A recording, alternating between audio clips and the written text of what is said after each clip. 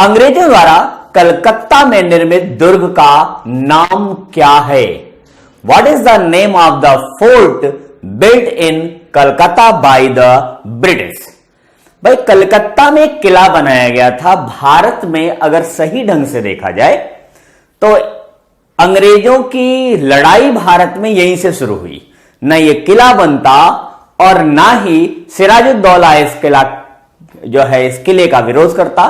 तो अब तो हिंट मिल गया कि जहां पर ये कलकत्ता में किला बना वहां का शासक रहा, मतलब बंगाल का सिराजुद्दौला, और उस किले के लिए उसने विरोध किया। अब इसमें और भी कुछ किले हैं, जैसे आप फोर्ट विक्टोरिया की बात कर लीजिए। फोर्ट विक्टोरिया के बारे में बता दूं कि फोर्ट विक्टोरिया नाम से कई किले बने हैं और भारत में एक भी ना बना है। तो यहां तो कलकत्ता तो भारत में ही है, तो ये ब्रिटेन में है। कनाडा में फोर्ट विक्टोरिया नाम के 2 किले हैं। अब आ जाइए फोर्ट सेंट एंड्रूज। ये किला बेसिकली बनाया गया है आपके तमिलनाडु में। और अगला है फोर्ट सेंट डेविड। ये किला भी तमिलनाडु में बना है, मद्रास में। तो ये तीनों विकल्प तो बाहर हो गए बाजार से। अब बचा आपका फोर्ट विलियम। ये फोर्ट विलियम बनाया गया है कलकत्ता में, और इसे बनाया गया कब? 1781 में ये कंप्लीट बन के तैयार हुआ। कब ये किला कंप्लीटली बन के तैयार हुआ? 1781 में। लेकिन इसका निर्माण कार्य और पहले से जारी था, तो ये किला कंप्लीट हुआ 1783 में। और कलकत्ता में इस किले का नाम है फोर्ट विलियम।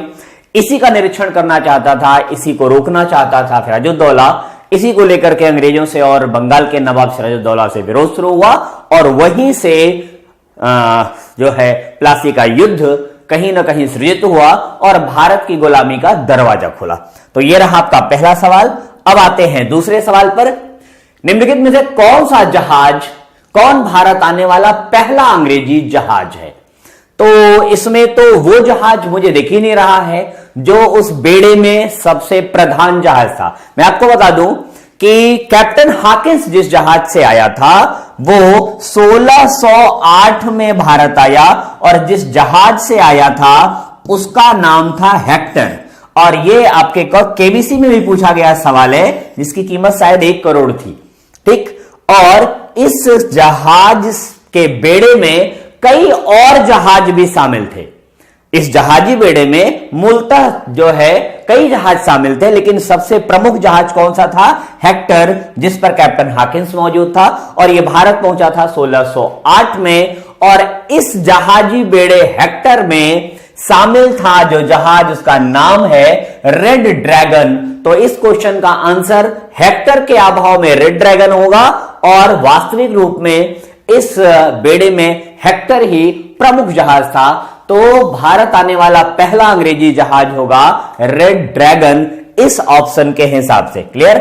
अगले क्वेश्चन पे चलते हैं हम लोग। नेक्स्ट, भारत में डच का सबसे प्रारंभिक उपनिवेश कहां था? Where was the first Dutch dominion in India? तो बताएं, जल्दी से इसका जवाब बताएं।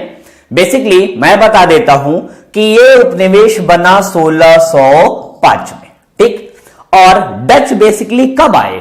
डच आए डच ईस्ट इंडिया कंपनी स्थापित हुई 1602 में। ये भारत आने वाले दूसरे यूरोपीय थे। पहले तो पुर्तगाली आए, फिर उसके बाद डच आए। तो ये 1602 में ये कंपनी फॉर्मेट हुई। 1605 में ये स्थापित किया गया। जो ये क्वेश्चन है पहला, मतलब प्रारंभिक in the sense of first. यहां पर देखिए प्रारंभिक का मतलब फर्स्ट दिया गया है। पहला उपनिवेश उन्होंने बनाया था कहां पर? जल्दी से बताएं, कौन बता रहा है? इस प्रारंभिक उपनिवेश बनाया गया इनके द्वारा मुसलीपट्टनम में। यह मुसलीपट्टनम में बना, और बना था कब? 1605 में। क्लियर? अगले क्वेश्चन पे चलते हैं हम लोग। नेक्स्ट क्वेश्चन लेते हैं। 1651 में मुगलों द्वारा बंगाल में किस स्थान पर ईस्ट इंडिया कंपनी को व्यापार करने और फैक्ट्री बनाने की अनुमति दी गई? फैक्ट्री बनाने की अनुमति दी गई। In 1651, in which place was the East India Company allowed the trade and build a factory in Bengal by the Mughals? मतलब बंगाल में फैक्ट्री बनाने के लिए मुगलों के द्वारा आदेश दिया गया था। तो ईस्ट इंडिया कंपनी ने सबसे पहली कंपनी स्थापित की थी 1608 में। पहली फैक्ट्री बनाई कहां पर? सूरत में। लेकिन बात हो रही है यहां सूरत नहीं है, पहली बात नहीं पूछी जा रही है, सूरत बंगाल में भी नहीं है, और यहां क्वेश्चन है बंगाल में। तो बंगाल में यह फैक्ट्री कहां पर बनी, कौन बताएगा? बेसिकली इसमें जो विकल्प है इसके हिसाब से यहां पर आप देखें तो यह आंसर होगा कासिम बाजार। कहां पर बनी है? कासिम बाजार में। और यह फैक्ट्री बनाई गई है 1651 में। क्लियर? 1608 में आए वो, सूरत में बनाया, और 1651 में उन्होंने बंगाल के कासिम बाजार में बनाया। ओके, अगले क्वेश्चन पे चलते हैं हम लोग। नेक्स्ट क्वेश्चन, यस, अंग्रेजों ने निम्नलिखित स्थानों पर जिस क्रम में अपने व्यापार केंद्र स्थापित किए उनका सही कालक्रम क्या है? भाई इन सारे जगहों में, कलकत्ता में भी किया, बंबई में भी किया, मद्रास में भी किया, सूरत में भी किया। तो सबसे पहले कहां स्थापित किया, फिर सेकंड नंबर पे कौन रहा, फिर थर्ड नंबर पे कौन रहा, फिर फोर्थ नंबर पे कौन रहा? तो चारों आपको क्रम से बताने हैं। तो अगर आप ईयर वाइज देखें तो सबसे पहले आप देख रहे हैं सूरत में होगा। 1608 में सूरत में उतरे वो, और 1613 में उन्होंने यहां पर कंपनी बना दी। मद्रास की बारी आई तो 1639 में मद्रास में कंपनी। अब आगे बंबई की बारी है तो बंबई इन्होंने बनाई 1687 में। लास्ट बचा आपका कलकत्ता, यहां पर बनाया उन्होंने 1698 में। तो ये विकल्प क्रम से दिखाई दे रहा है। अगर इन सारे विकल्पों में सेट करेंगे तो गलत होगा। तो सबसे पहले सूरत 1613, उसके बाद 1639 मद्रास, बंबई 1687 और कलकत्ता 1698। ये रहा उनका व्यापार केंद्र या ट्रेड एंड बिजनेस सेंटर स्थापित करने का जो है सन। ओके, अगले क्वेश्चन पे हम लोग चलते हैं, जो आपका छठा सवाल होगा। निम्नलिखित में से किसने गदर आंदोलन में महत्वपूर्ण भूमिका निभाई? तो गदर आंदोलन की बात हो रही है। यह गदर आंदोलन आपके यहां हुआ है कब? 1913 में। और बेसिकली यह आंदोलन भारत में नहीं चलाया गया, समर्थन में भारत के जरूर चलाया गया, लेकिन भारत में नहीं चला, भारत के बाहर चला। बेसिकली अगर इसकी सही बात देखें तो 1913 में सोहन सिंह भाखना, क्या नाम था? सोहन सिंह भाखना। सोहन सिंह भाखना महोदय ने एक संस्था स्थापित की। सोहन सिंह भाखना महोदय ने एक संस्था स्थापित की। इस संस्था का नाम क्या है? Hindustan association of the Pacific coast. क्या नाम है? Hindustan association of the Pacific coast. यह संस्था एक अखबार निकालती थी जिसका नाम था गदर। गदर नाम का यह अखबार निकला, और इसी गदर अखबार के द्वारा वहां पर एक मूवमेंट क्रिएट किया गया बेसिकली अमेरिका में। और किसके समर्थन में? भारत के समर्थन में। इस टोटल जो पूरी घटनाएं हैं, इन सबको ज्ञान देने वाला, इसका मनीषी और इसका पथ प्रदर्शक जो व्यक्ति है, उसी की सबसे महत्वपूर्ण भूमिका रही, और वो मनीषी थे लाला हरदयाल। क्लियर? तो इसका राइट आंसर होगा लाला हरदयाल।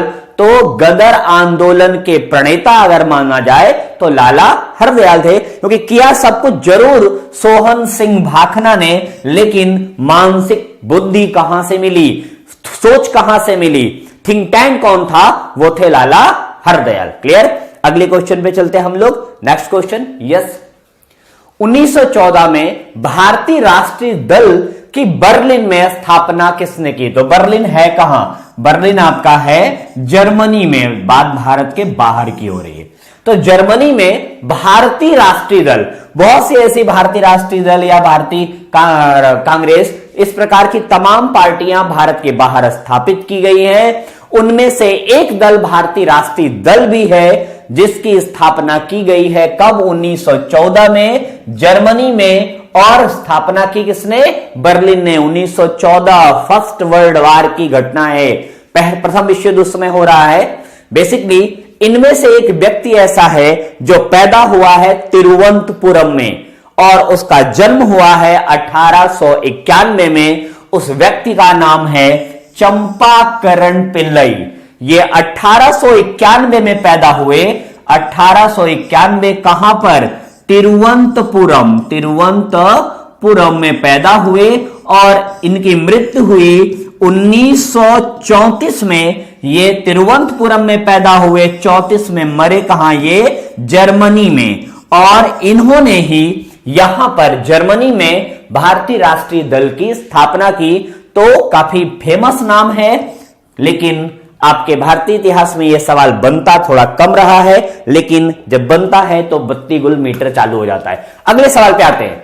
निम्नलिखित में से कौन सा जनजाति ताना भगत आंदोलन के साथ जुड़ी हुई थी? भाई ताना भगत आंदोलन बेसिकली आज देखा जाए तो झारखंड और उस समय देखा जाए तो बिहार में सिचुएटेड स्थल पर है। ठीक है, तो ये ताना भगत जनजातियों से संबंधित आंदोलन है। तो इसमें मुंडा जनजाति भी है, कोंडा कोरा जनजाति भी है, सांथाल भी है, ओराव भी है। बेसिकली इसमें जो जनजाति जो है जुड़ी हुई थी उसका मूल समस्या क्या थी? ये आंदोलन हुआ आपका 1914 में। कब? 1914 के आसपास। और इस समय भी फर्स्ट वर्ल्ड वॉर चल रहा है, स्टार्ट है। तो 1914 में आंदोलन स्टार्ट हो रहा है और इस आंदोलन में जतरा भगत, कौन? जतरा भगत ये प्रमुख नेता थे। जतरा भगत इसके प्रमुख नेता थे और ये बिलोंग करते थे ओराव जनजाति से। तो आपका राइट आंसर इसमें होगा ओराव।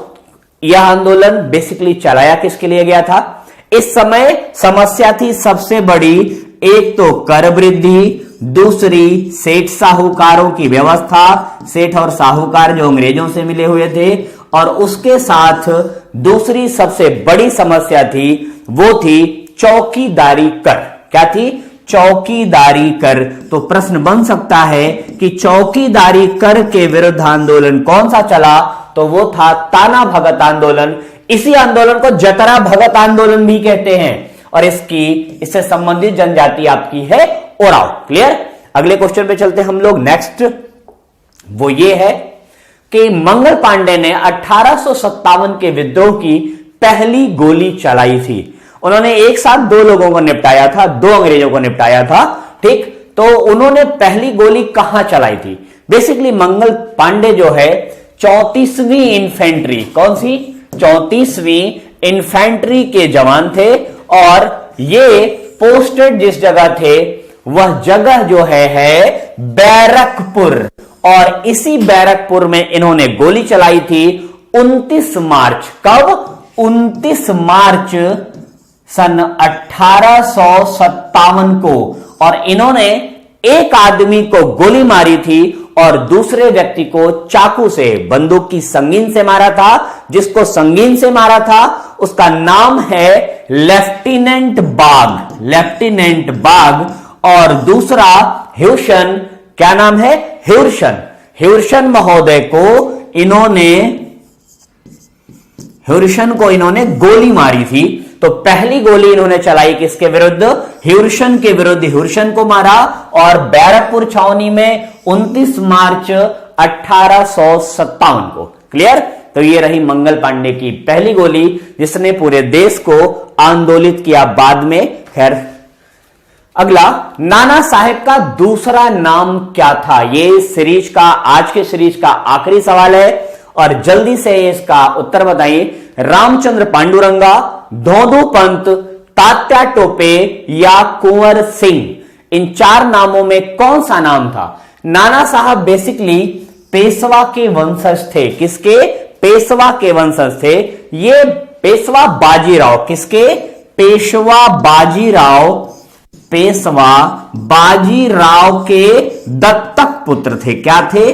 दत्तक पुत्र। और इनकी जो है पेंशन अंग्रेजों ने बंद कर दी थी। इस पेंशन को आगे फॉरवर्ड करने के लिए, चलाने के लिए इन्होंने क्या किया था? इन्होंने जो है अंग्रेजों की अदालत में मतलब लंदन में मुकदमा दायर किया था, लेकिन वो मुकदमा चल ही रहा था। उसी समय 1857 के विद्रोह का बिगुल भी बजा और उस 1857 के विद्रोह के बिगुल में नाना साहब का सबसे बड़ा योगदान था। तो माना जाता है इन नाना साहब का योगदान इन्होंने कानपुर से विद्रोह का नेतृत्व भी किया। इनका वास्तविक नाम था धोंधू पंत। क्या नाम था? धोंधू पंत। तो 1857 के विद्रोह में इन्होंने नेतृत्व कहां से किया है? इन्होंने नेतृत्व किया है कानपुर से। कहां से? कानपुर से नेतृत्व किया है। ये पेशवा बाजीराव के दत्तक पुत्र थे। तो फ्रेंड्स, आज के लेक्चर में बस इतना ही।